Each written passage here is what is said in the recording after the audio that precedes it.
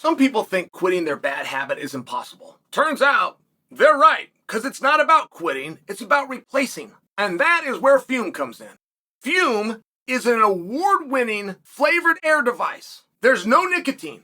There's no tobacco. It is just natural flavored air, and it actually satisfies. It's a simple swap. Physiology shows that stopping a bad habit cold turkey is hard on the brain. Fume works by replacing your hand-to-mouth fixation, calming nervous tension through fidgeting, and distracting you from your bad habit with delicious flavor. Fume has lots of flavors to choose from, like orange vanilla and crisp mint. With flavored air, you can satisfy your oral fixation through a passive diffusion system that utilizes no electronics, vapor, or combustion. Fume fills the void that ditching a bad habit can leave, so you'll still have something satisfying to reach for. The best part, it's 100% nicotine-free and backed by doctors in the US. Go to tryfume.com/Chael or scan the QR code and use code Chael to get your free Fume topper when you order your journey pack today, or just click on the link below.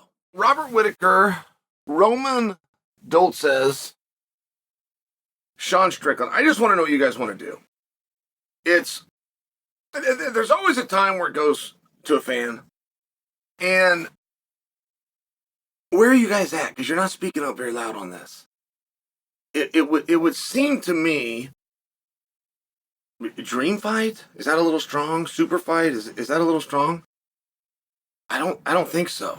Like, Robert Whittaker, Sean Strickland, yes, please. Please. Get us that fight. And every now and then a fight seems too hard to get. Like, every now and then I'll hear a suggestion of a fight, and I'm like, that fight's not going to happen. I'll move on with my life. But some of the equation that makes me say that isn't at all that I don't want to see it or that I predict that you don't want to see it. It's that it's one of those fights that's going to be enough of a hassle to get to the ring, and it's not quite that big of a fight. And I do look at Robert Whittaker and Strickland like that. Like, that has to happen. These guys are from the same era. Sean Strickland got his world title fight skipping Robert Whittaker. And there was just an interesting time right there where Sean Strickland was ranked 6th. They hadn't gone out of the top 5 in a meaningful period. Nobody was touching Izzy. He's looking at pound for pound status. Some dude unhappy with the placement of his card, or of his card placement, named Dricus du Plessis, nobody'd heard of this guy, starts speaking up. Squeaky Gill gets the grease. He gets in there on Whittaker, eliminates Whittaker, doesn't get himself an opportunity because he's hurt. Sean grabs it, bypassing both of them. And we've had plenty of times in the sport where somebody's passed somebody else. But these are two meaningful guys, two future Hall of Famers, two world champions. And with the stroke of a pen, Sean Strickland passed them both. And there used to not be a way to the world title fight, to that opportunity. There used to not be a road that took you to that opportunity that did not go through Robert Whittaker. But the way that it lined up for Strickland, it did. And I just share for you, I feel those two have to fight. If we're going to get an accurate bearing on history, those two have to fight. Now, if you're a guy like Roman, who's really freaking good, who's just not quite getting his credit, because even though he fights really good at really good times and really good card placements, it's not against guys that you perceive to be really good opponents. And that's just the game that everybody has to play. It's not a matter of how well you are at fighting or how well you look at fighting. It's how well you are and how well you look against an opponent that is already accepted by the audience to be good at fighting. Big names, right? Fancy way for me to say big names. And Roman is as good as the big names, but getting them, it's always the trick. It's the same trick that every up-and-comer has. And I don't hate a couple different options for Roman. But I'm also not in love with the rankings like most people. I was there the day the rankings were created. And I was in the room in California the first day they came in and explained to us what this was about and why it was being done.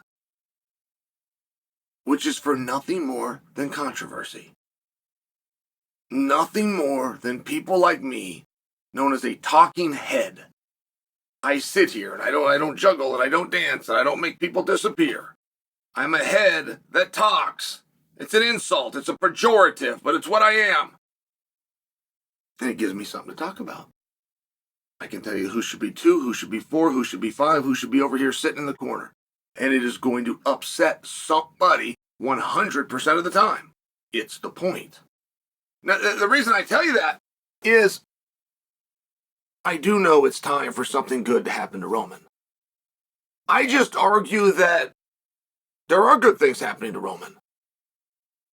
I argue the performance that he just had on the worldwide leader known as ESPN. I argue for the fact that he's calling out Robert Whittaker and he's having me discuss it. Like, I think good things are happening to Roman, but I also think that Roman is a switch hitter right now. I would completely understand the argument which Roman is making for himself, rightfully so, to try to go after a Robert Whittaker. And if you can't get that, try to get to a Sean Strickland. I mean, Roman's pretty specific, and it was Robert Whittaker, and that's the right way to do a call-out.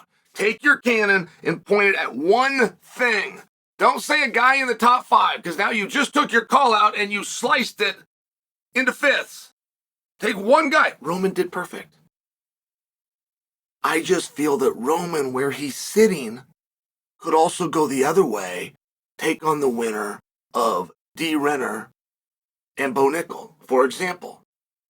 And there's going to be people that look at the rankings and they're going to throw a fit. Why would he fight somebody that's not even ranked? Why would he fight somebody that's number 14? Why would he have to sit to fight, to qualify for a guy that's ranked 9 spots lower than I hear the talk. But if I can get through it and I can have my way, I can get you a really big fight. And you would agree. And as much as you might complain today that that's the angle they're going to go, the day of Roman Dolidze taking on Bo Nickel or D. Renner, you're going to be very excited and looking forward to the match. So I'm just offering a suggestion. Like, Roman's not in a bad spot. And I do think Robert Whittaker, who responded to this and said, listen, good for him, but he's not on my radar right now. I think he's right. I think there is a real importance, specifically historically. Maybe not right now. Right now, it's a fun fight, and we're all very curious who would win, Robert Whittaker or Sean Strickland. But historically, and the years go fast, we're not going to be able to look back at this period, which is the deepest 185 pounds has ever been. We're not going to be able to look back at this period and accurately assess who was where if we don't have that fight. That's the level of importance to it. I talked to Robert Whittaker a week ago. Big and strong. I pat him on this, and man, what do you weigh? I've always thought Whittaker should be a 205-pounder. He does not agree. In fact, he said if he was ever to change weights, he'd go back to 170. But he looked great, looked like a 205-pounder. But the name Sean Strickland did come up. And he, very simply like a gentleman, he said, I don't know anything yet, but we are looking for summer, and we are looking to Sean Strickland. So the fact that Roman gets the win, calls out Rob, and now Rob Whittaker's got to say, hey, I'm not interested in Roman. I just want to make clear for you, is not Whittaker sidestepping Roman. I can tell you by talking to him 2 weeks ago, he already got his mind set. He's already locked in and looking at Sean Strickland. I think they're really good fights. I like any way that we go with that. But I would ask that you do consider seeing Roman the way that I see him, which is a guy in the middle who, yes, he could go forward all the way to championship, yes, but he can also look towards that other end of the spectrum, which has some real killers in it and makes for some very good matchups.